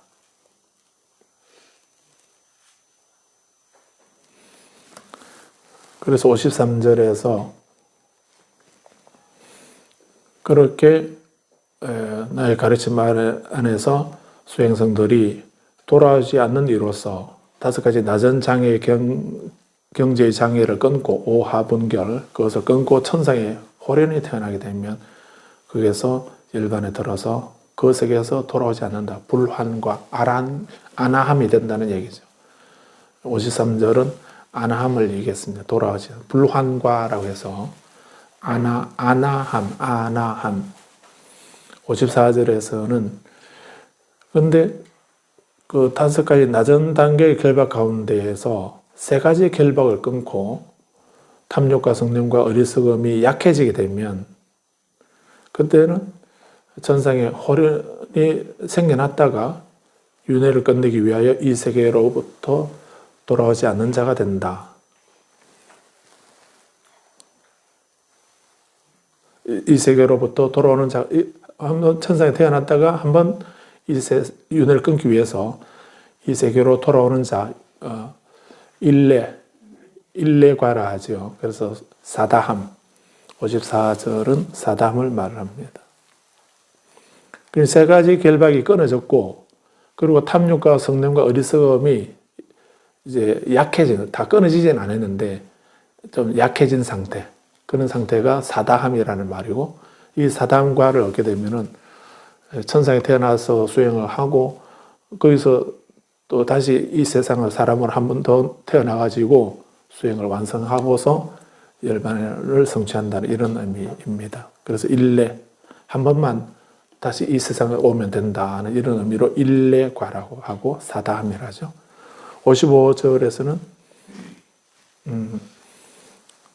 나의 가르침 안에서 만약 수행생들이 흐름에 든니 임류 3가지 결박을 끊으면 그러니까 몸이 있다는 내가 있다고 하는 그런 유신견, 그 법에 대한 의심, 그리고 개금취라고 하는 이 3가지 결박을 끊으면은 타락한 곳에 떨어질 수 없다.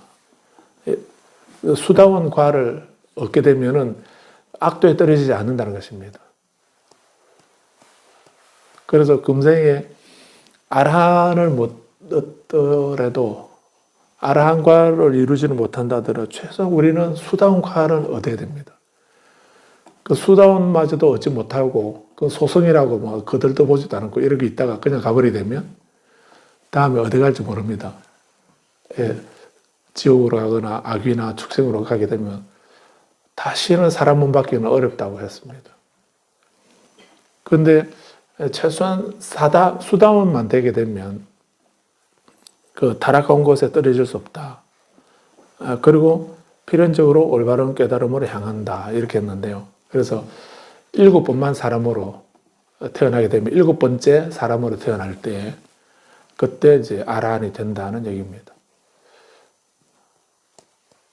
지금 6번째 온 분도 계시죠? 지금 이번 생 7번째 오신 분 손들어 오시죠. 아마 7번째 계신 분도 있을 거고 이제 첫 번째로 해서 아직 6번 남아있는 분도 있을 거고 그래서 최소한 우리는 수다원이 되어야 악도에 안 떨어지게 되는 겁니다. 이거 나무 일로 생각하지 마십시오. 지금은 별로 심각하게 생각이 안 되시겠지만 그리고 한 5, 60년 그런가? 예? 그래서 나중에 좀 더 시간이 지나고 난 뒤에 그 누구도 제가 장담할 수는 없지만은 그래도 이건 정말 남의 문제가 아니고 내 문제죠. 나는 어떻게 될 것인가, 어디로 갈 것인가, 정말 중요한 것입니다. 지금 내가 무슨 음식을 먹고 어떻게 편하게 재밌게 지내는가 하는 이런 거는 그건 별 문제가 아닙니다. 그 다음 생은 난 어디서 뭐 하고 있을까? 그거 생각해 보셨나요? 무서워서 생각 안 하시나요? 생각해야 됩니다. 그걸 생각해야 우리가 죽음에 대한 명상을 해야 죽음에 대한 명상을 그거 하면은 죽음에 대한 명상하게 되면 부정타와서 빨리 갈까 싶어서 겁이 나서 안 하시죠. 어떤 분이 저번에도 말씀드렸는데 노스님에게 스님을 보면 스님아 나 빨리 빨리 죽어서 극락가는 방법을 좀 얘기해 달라고 그 마을에 가서 만날 때마다 그 소리가 서 처음에는 그냥 할머니가 그냥 하는 소리인 줄 알고 그냥 이리 지났는데 볼 때마다 그런 소리 하니까 그 노스님이 그러면 방법이 있다고. 그래서 뭐냐고 이렇게 하기에 아미타불 연부를 열심히 나무 아미타불 이렇게 연부를 하면은 극락에 빨리 갈 수 있다고 이렇게 일러 주셨답니다. 그런데 이제 얼마 지나고 난 뒤에 그 며느리가 절에 와서 스님에게 지나가는 말로 이상하다. 우리 어머니가 그렇게 좋아하는 연부를 어느 때부터는 안 하시더라는 거예요. 아미타불 연부를 그렇게 늘 노는 입에 연부를 한다고 계속 나무아미타불 이렇게 하시더니 그렇게 좋아하시는 연부를 어느 날부터는 연부를 안 하시더라고. 왜 안 하시는지를 여쭤보지를 못하고 그런 연부라는 소리를 들은 적이 없다고요. 왜 안 하셨겠습니까? 죽기 싫습니다.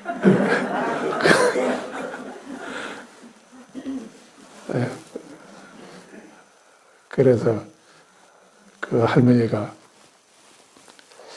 그래 아미타불 연부를 하면은 빨리 극락 가는 그 방법이 아미타불 연부라고 그러니까 그래서 그 아미타불 연부를 하면은 바로 다음날 바로 죽을까 겁이 나가지고 그 좋아하는 연부를 놓아버리는. 그래서 우리가 명상반 우리 토요일이 명상반인데 명상하는 것이 물론 여러 가지 명상이 있기도 한데 가장 중요한 것이 죽음에 대한 명상입니다. 그게 전문적으로 하는 것이 이제 바로도 태도이기도 한데요. 그 죽음에 대한 명상을 그래야만 지금 우리 삶을 더 충실하게 허둥대지 않냐고 올곧게 내게 주어진 이 삶을 어떻게 살 것인가 하는 것을 더 강하게 생각할 수 있는 그런 계기가 되기도 합니다. 그 죽음에 대한 명상을 하면 두 가지 이익을 얻습니다.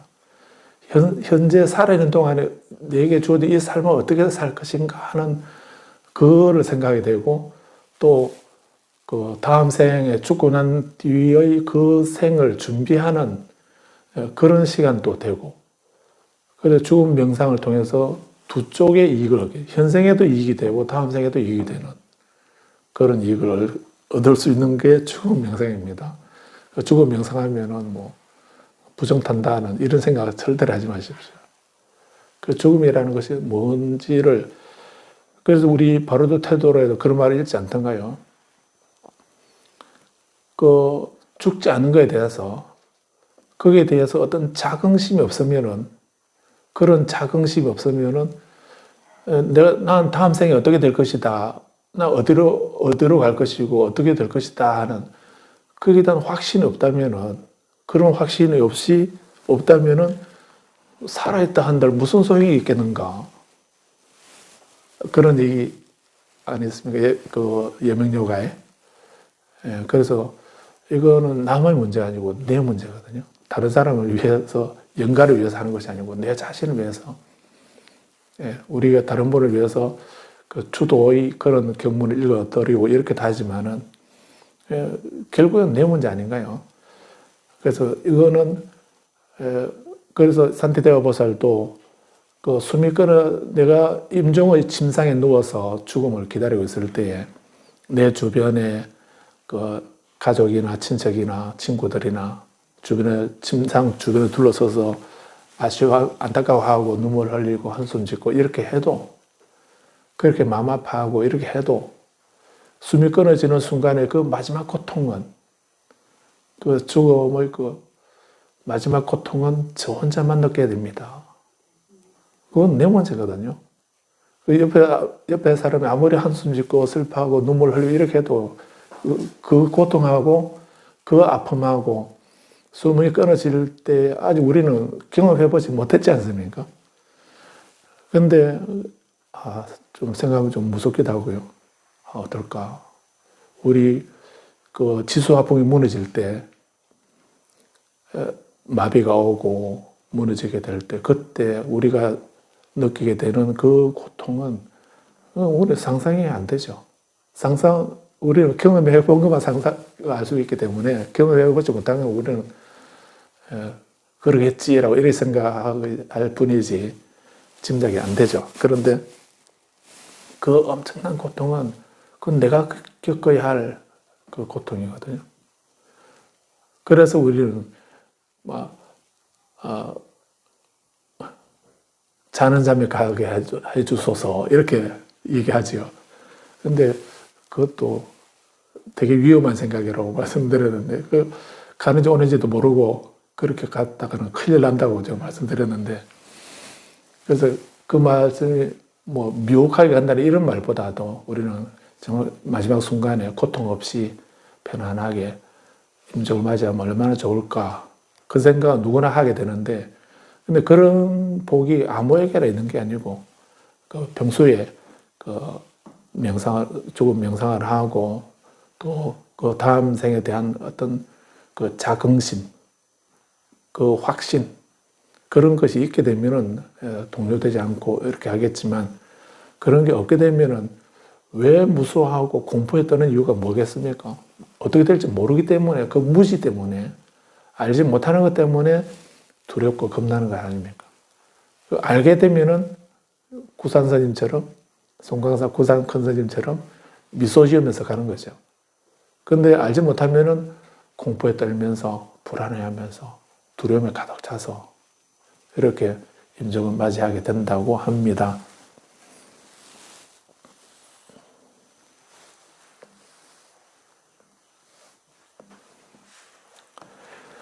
그래서 아무튼 이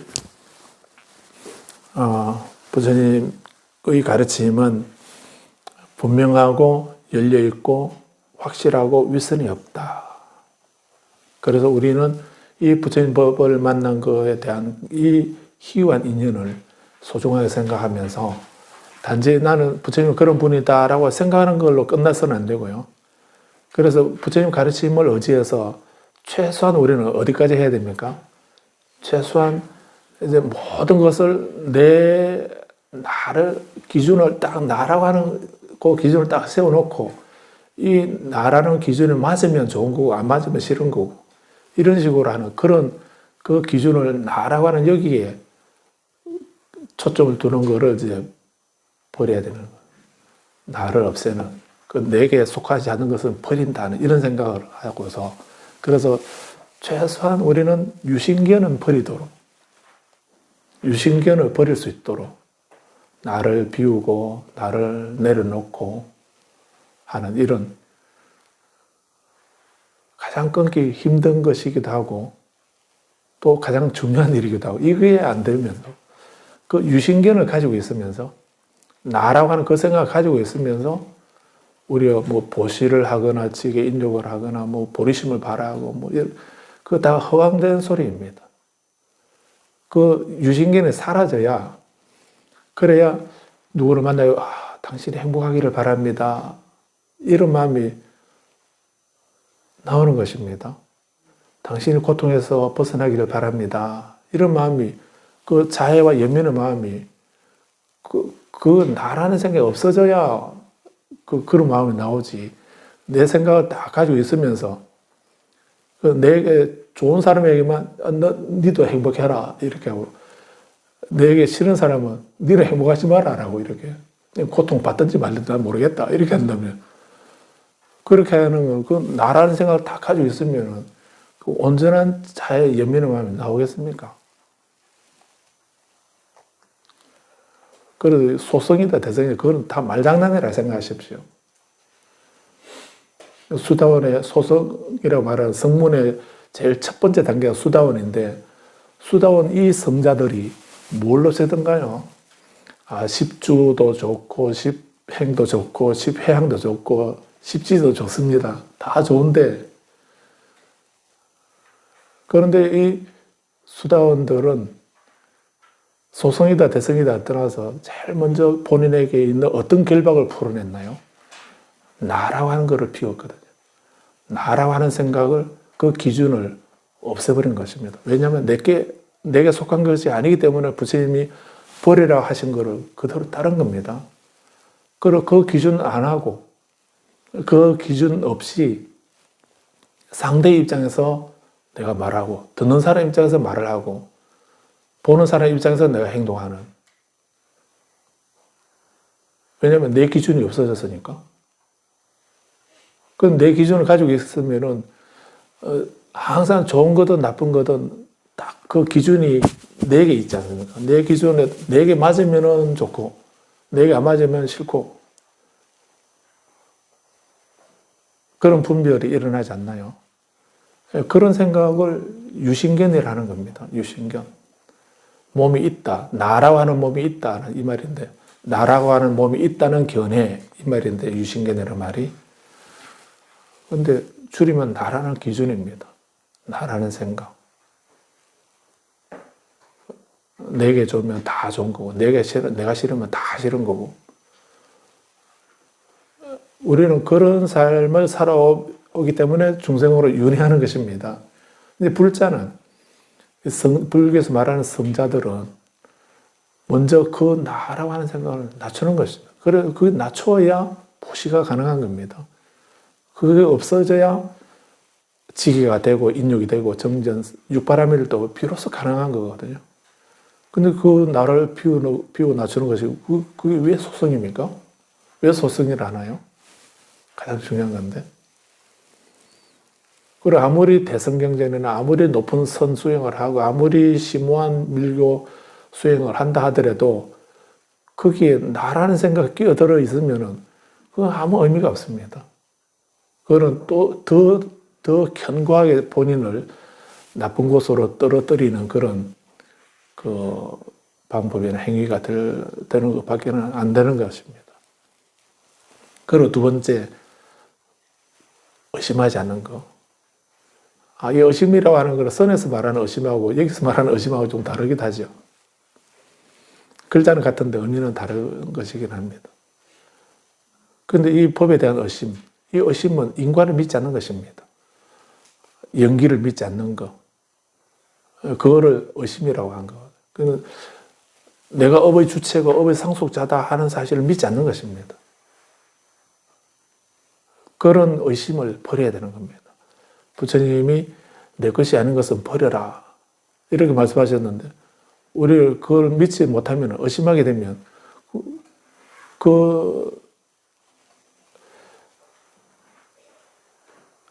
우리는 내게 속하지 않는 거하고 내게 속하는 거하고 이렇게 나누려는 생각부터 먼저 하게 될 겁니다.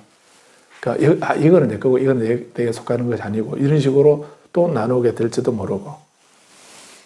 아무튼 법을 의심하는 것, 그런 것을 그게 없어야 됩니다. 그 의심을 없앤다는 이 말이 법에 대한 온전한 이해를 말하는 거고, 그리고 그 법에 대한 온전한 이해를, 확신을 갖는 것, 그것을 우리는 뭐라고 하던가요? 믿음이라고, 신심이라고 하고, 불교에서 말하는 믿음은 그런 의미라 했습니다. 그래서 연기법이나 이런 가르침을 믿는 거, 확신을 가지는 거, 거기에서 의심이 없어야 계를 지킬 수가 있는 것입니다. 보시를 할 수가 있는 겁니다. 근데 그 조금이라도 확신이 안 들게 되면 어떤 일도 하지 못하게 되죠. 그래서 의심을 없애라는 말은 법에 대해서 바른 이해를 가지고 확신을 가져라 하는 이런 의미도 되는 거죠. 그래서 수다원이 되게 되면 오역죄를 짓지 않고 하나 더 있으면, 대성에서는 오역죄는 그 가장 극악한 죄를 5가지를 말하는데, 그 초기경전에서 하나 더, 법의경에서 하나 더 말씀하고 있죠. 하나 더, 여섯 번째는 뭐가 있던 거예요? 수다원이 되면은 오역죄를 짓지 않고 또 하나 더 짓지 않는다 했습니다. 극악한 죄가 6가지가 있는데 5가지는 오역죄고요. 여섯 번째는 이교를 신앙하지 않는다 이렇게 했습니다. 이교를 다른 종교를 믿지 않는다. 다른 종교의 가르침을 믿지 않는다. 다른 종교를 믿는 것이 왜 극악한 죄입니까? 그럼 다른 종교를 믿지 말라 하는 것을 우리는 불교 이외의 다른 종교, 그거를 믿지 말라 하는 것이구나. 이렇게 이해하시겠지만 그 말씀이 아니고, 이교라고 하는 것은 삿된 종교 또는 잘못된 종교, 다른 종교, 불교 이외의 다른 종교, 이런 의미인데, 어떤 것이 다른 종교입니까? 기독교나 유교나 이슬람이나 일본의 신도나 이런 거를 말하는 것이 아니고, 그런 걸 말하는 것이 아니고요. 그 낡은 신앙, 잘못된 신앙을 버려라 이렇게도 했지 않습니까? 그래서 여기서 말하는 그 이교를 신앙한다 할 때 그 이교는 유실론을 말합니다. 아까 말씀드린 삼종외도라고 말하는 모든 일들이 나는 어떤 주재하는 신이 있다는 그 생각, 그걸 말하는 겁니다. 원인이 일체 유실론인데 원인이 내게 있는데 내게 있는 것이 아니고 다른 타자에게 있다. 신이나 어떤 타자에게 그 원인이 있다라고 하는 그거를 말합니다. 유신론. 그 다음 두 번째는 운명론. 그렇게 되도록 정해져 있다라고 하는 이런 생각. 그걸 이교라 하는 겁니다. 그렇게 정해져 있다고 생각하는. 그래서 대일성 싶은 나무는 무엇부터 다르다고요? 그래도 떡잎부터 다르다고. 그 말도 우리가 자주 쓰는데. 그래서 우리는 금수저 물고 태어났다고. 이렇게 생각하게 되면, 나는 금수저를 물고 태어났기 때문에 아무 일도 안 해도 되나요? 나는 이제 지금 수행 안 해도 되고, 복 안 지어도 되고, 좋은 일 안 해도 되고, 이렇나요? 그런 거를 운명론자라 하는 겁니다. 나는 흙수저니까 내가 뭘 해도 안 되더라. 그러니까 나는 흙수저다. 이렇게 하는 거, 그게 운명론자인 겁니다. 그런 사람에게 어떤 희망이 있고, 어떤 이상이 있겠습니까? 그래서 그런 결정론, 운명론을 따르지 말라는, 그걸 버리라는 겁니다.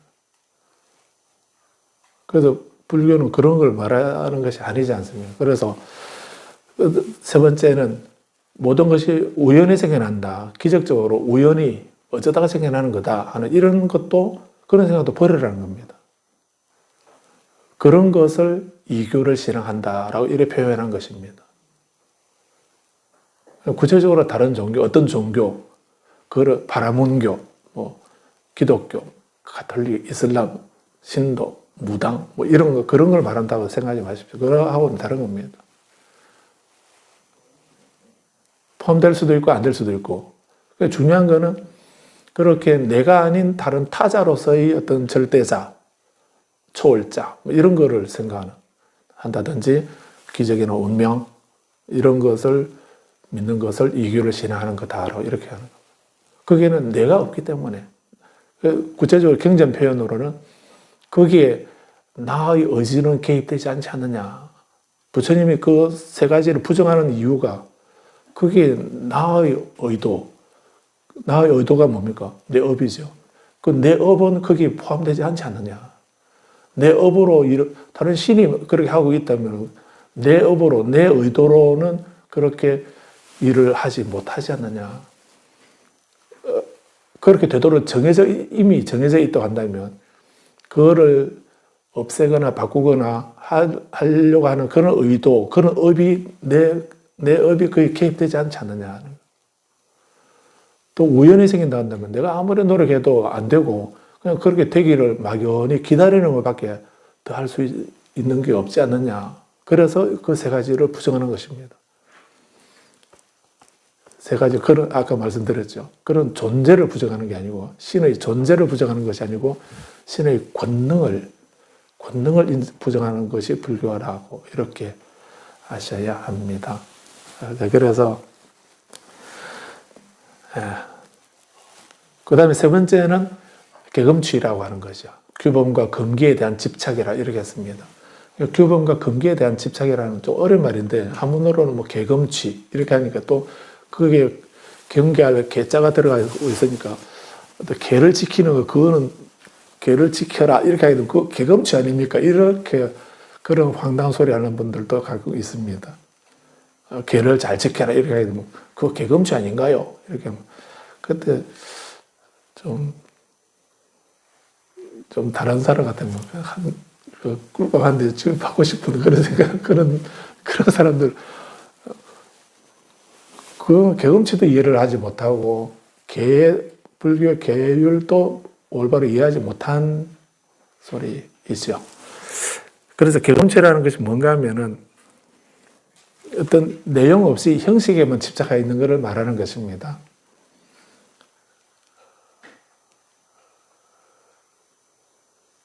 그런 형식에 대해서 어떤 외형적인 형식에만 집착해 있는 그것을 말한다라고도 할 수 있습니다.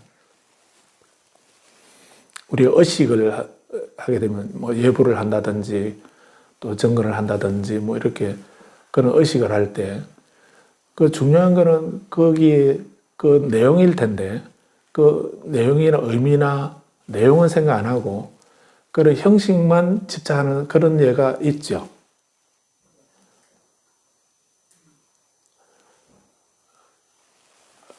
그래서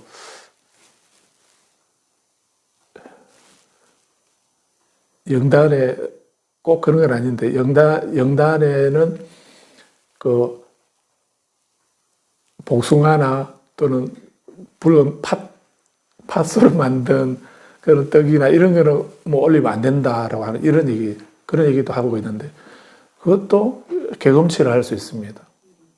그럼 우리는 그 음식을 올리거나 이렇게 하는 거 그냥 공경하는 마음으로, 공경하는 마음을 담아서 그분에게 그 희사하고 공양하고 공경하는 마음으로 드린다면 그게 보시가 되고 공양이 되겠는데, 그런 그런 마음이 중요한 건데, 그런 마음을 담아서 그런 마음을 그런 공양물로 표현해가지고 이렇게 드릴 수 있는 이런 것이 그 보시고 공양 아닌가요?